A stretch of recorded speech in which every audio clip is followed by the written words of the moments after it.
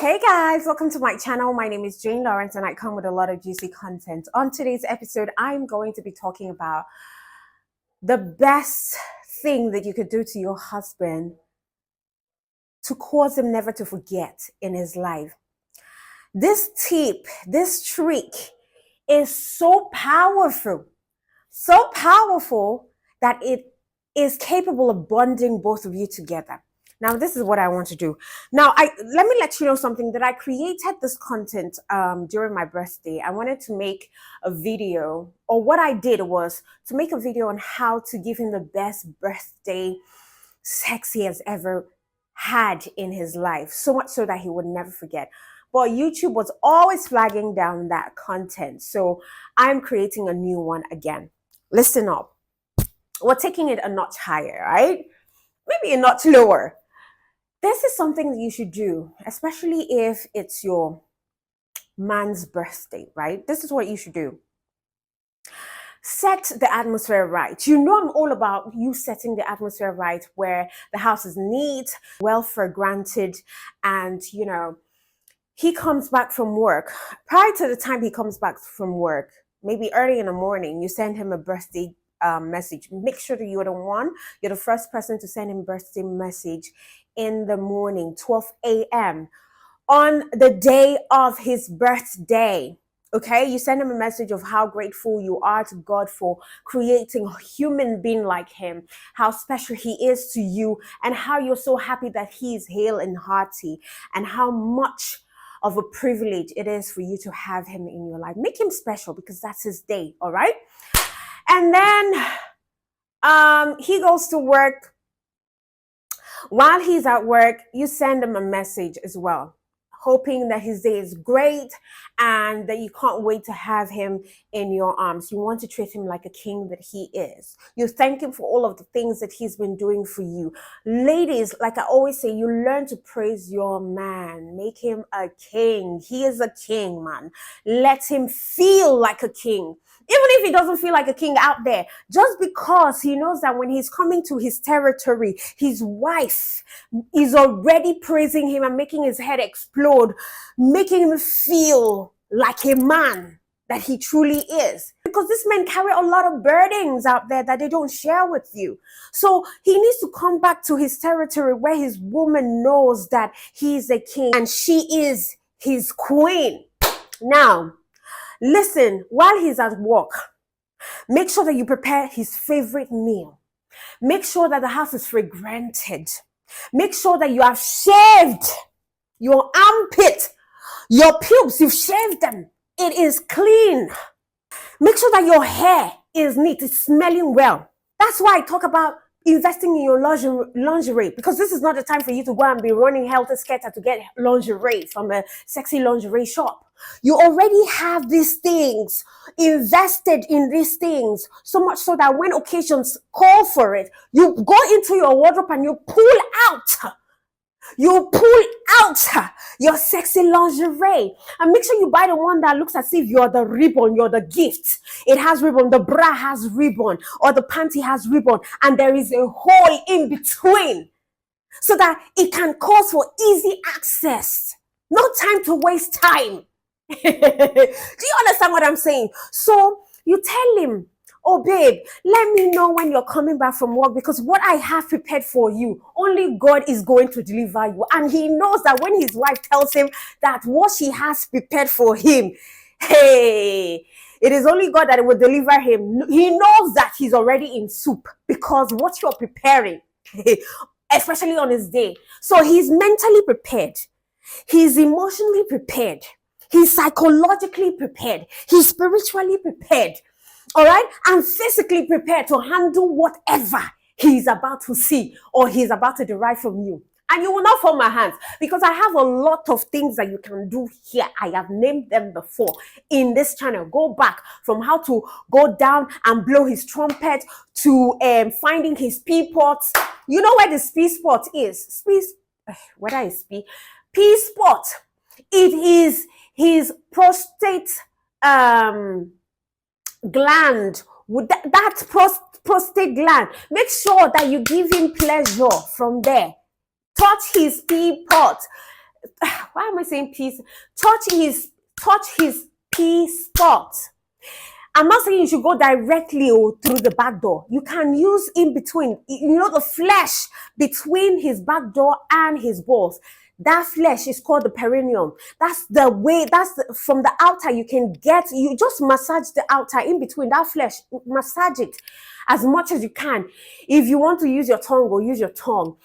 That is where his P spot is situated. Just the P spot is equivalent to the G spot. So make sure that you mentally prepare yourself. First and foremost, this is what I want you to do. He comes back from work. Go. Make sure that you're dressed in your sexy lingerie. Hey! Are you seeing me? Make sure that you dress in your... Let me turn the lights well so that you can see me. Ladies, I'm not joking. Make sure that you're in your sexy lingerie. He comes into the house like this. You're set on the couch. Hey, baby, how was work? I hope you had a fun time at work, right? Happy birthday. He comes in, and then you just, stand up. Girls, you have to be sexy. You have to learn how to be sexy. Be in your feminine energy. Do you get what I mean? Let him, so that he can bask in his masculine energy. Men become so masculine when you're feminine. Opposites attract. You can't be masculine and, expect him to be masculine. If you're the masculine type of woman, today you're going to stop that masculinity. Bask in your femininity, right? So he comes back from work, and then you come down and you walk to him. You take his briefcase, right? Let's assume that there is a spot in your house. There is a mirror. There's a mirror in your house. You will have to make use of that mirror. You will have to make use of that mirror. I get it that he's just coming back from work. Maybe he's tired, or he's all sweaty or dusty or something like that. Listen, just chill. It's just for that moment. Accept the dirtiness for that moment. You go, you pick his bag, you let him drop it. Or you help him drop the bag. And then you just move to him. And you hold him, you grab him, embrace him, kiss his neck, kiss his cheeks, kiss his forehead. All right? Let him know that you are his peace. Let him know that he has come back from war into a sanctuary of peace, into a sanctuary of love, a sanctuary filled with love. And you are that one. You're in your lingerie, like I said. You're the gift he has to unravel. Now, you take the briefcase, and then you start to, unbutton his shirt, remove his suit, keep it somewhere, unbutton his shirt. So you stand up and you go, and you unbutton, you go down like so, unzip. Make sure that you keep eye contact with him. Unzip him. Let him look at you as you're looking at him. Remove his belt. And then bring his trouser down. Whatever he's wearing, just bring it down. And then you embrace him. Remember, the mirror is at your back. So you have your lingerie. Tell him to undress you. Remove the gift that you are wearing. Remove the gift. Let him remove the gift. That's your bra, your lingerie, and all of those things. Let him just remove it. He removes it, and you're there in your very essence.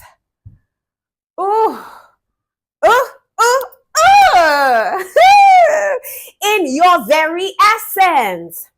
Then you embrace him. What does he see in the mirror? Your backside, everything, your essence, the curvature of your essence. You can decide to use a lube, whatever you want to use a lube. And then make sure that you butter his John Thomas, his joystick, so that you can be able to slide in with your thighs. All right. So what you do is that you embrace him, and his John Thomas is just between your thighs. So you move in and out, in and out, in and out. So in a mirror, what he sees is you moving. He sees you moving. He sees you moving in and out. He sees his John Thomas protruding in and out your thighs. That will give him a mad sensation, but you're not going to let him come, right? You're not going to let him come. But if you want to, you can let him come. You can let him come so that he spills and everything spills down your thighs. But for me, I will not let him come. What I would do is, while he's still erect, I hold his John Thomas, just as if you're holding him by the hand, but you're not holding him by the hand, you're holding him by the joystick. And then you move sensually. Take him to the bathtub. Make sure already the bathtub is filled with water. Petals, it's fragranted with aromatherapy. And then you go in and you tell him to come in. He comes in. When he comes in, he will just sit in front of you, and you are just behind him. Like a baby, he's resting on top of your body. And then you massage him in the bathtub. He's your baby. You massage him. Bathe him with all of those bubbles, those foams. Make sure that he is neat from the crown of his head to the sole of his feet. Kiss him, pet him, make him feel so good. All right? In the water, you dip your hands, and then you go straight to his John Thomas and you massage. You help him wank with it. You give him a hand job. You're still not making him come, because at the end of the day, what you want is the action in bed. So when you finish cleaning up, you go to the bedroom and you dry him up. Whether you want to oil him, if you want to oil him, if not, nah, just leave that. Then you go. Before you feed him with the main food, he has got to eat the real food. That is when you go and you squat over his face. Squat over his face. Let him eat the meal that you've prepared over. And make sure that that meal is clean. Oh. That meal is devoid of stanky smell. Make sure that there are no secretion here and there. Make sure that you are well shaven, so that when you sit on his face, he sees that everywhere is clean, and he can put his tongue wherever he needs to, and he starts wiggling as if he's playing a guitar, on your powerhouse. Let him do it in such a way that it makes you come, or he gets you to the urge of coming. Then you can now turn around and do him as well. 69, that's where 69 comes into play. Do 69. He gives you, you give him too. And as you're giving, you're mourning. He is mourning as well. Do you get his feet? Make sure you do it with the whole of your heart, your soul, your mind, your body. Who makes love without their souls merging? I don't know. Do people make love and their souls are not merging? You will know when your souls are merging. I'm not saying the sensation that you feel, like all of those sensations that gets you speaking in another tongues. No. This one is, you know that you're blowing him, he's blowing you as well. And both of you, your souls are merging into one. You feel it like you're connected on a soul level. So much so that even if the end product is not orgasming, you know that you're both exhausted because you're operating on a soul level, on a 3D dimension. Do you get what I mean? Sometimes I feel like couples just go make love, They get the thrill of the excitement, but they're not making love to their souls. You're making love to just the body, you're not making love to your souls, right? And the way you make love to your soul is by being in tune with each other, their energy. You're soaking up their energy, they're soaking up your energy as well. All right. You know that deep down, there is so much that you want to say to this person, but you can't say it. And your body is saying those things. And they're receiving that energy being transmitted from you to them. It is something they understand. It is beyond the physical. Do you get what I'm saying? Oh my God, my eyes is itching me. So push come to shove, you can't hold it. He turns you around and then wants to plunge into the deep and thrust in and out till he gets to his climax. He tells you that, baby, I'm about to come. Are you close by? And you, if you're interacting, if your bodies are interacting on a soul level, you will be close to orgasm as much as he is close to orgasm, because you guys are communicating on a soul level. So if he is close to orgasm and he has registered all the spots that he needs to have registered with his fingers, his tongues, his whatever, he has registered all of the spots on your body, and those spots that he has registered has propelled an emotion that is about to be cataclysmic. There is no way that he has reached his point of orgasm that you will not be close by.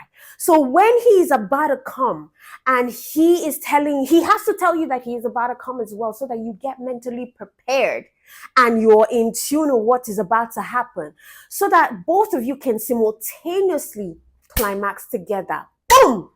At the end of the day, the goal is to simultaneously climax with your partner, because let me tell you something, when both of you can climax together, you come together, like you have that cataclysmic explosive orgasm together. It is a rare thing to have. In fact, long-time couples can't even have that. So if you can have that, if you both can achieve that during this birthday celebration, trust me, you have hit a jackpot. And let me tell you, you've unlocked some bond. You've unlocked some emotional connection between you and your man, on period. Do you get what I mean? So after all of that, you can now treat him to all of his birthday cake. You can now take him to the dinner table to feed him with your hands. Make sure you feed him with your hands. You sit on his lap and you tell him, babe, tonight you're my baby, right? I am going to feed you. So if it is main food he wants to eat, you give him food. If he wants to suck juice, if he wants to suck oranges, you can feed him oranges. Do you understand? But to be more serious, you feed him food with your hand. Carry the food, feed him. He's your baby. He is not supposed to lift a finger on his birthday. Do you get? When you finish all this thing, tell me if this man will not close heaven and earth to make you happy. Tell me if you will not close the heavens and earth just to make you happy. See, man, there are two ways to a man's heart: his belly and his joystick. Give him what he wants, those two things, and peace of mind. Well, you can only give peace of mind to a man who gives you peace of mind. If the man does not give you peace of mind, if the guy does not give you joy, there is no way a woman will give him peace of mind. That's why you have to marry a man who is reasonable, a man who answers to God, a man that you can take to God, that see your father, he is messing up. Treat his fuck up right there.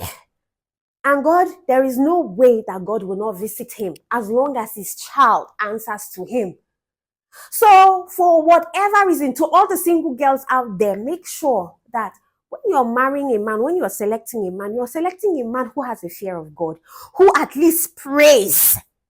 He has some level of relationship with God, because that's the only factor to making sure that your relationship, your husband, your marriage stands the test of time. Because to be honest with you, marriage is not easy. You guys go do see finish. You guys will see yourself. You guys will be so familiar that tomorrow you look at yourself and you're like, why did I even get married to this person? Like, couldn't I see better out there? But the truth is, there are no better out there. So what you have, you manage, you nurture, you protect, you guard, you pray for what you have. Do you understand what I mean? So this is how you can kill that man with this trick, especially on his birthday. Do you get what I mean? All right then. So this is where we stop, Paul. I hope this video gets monetized at the end of the day. Anyways, till I come your way, baby, do know that I love you and happy holidays and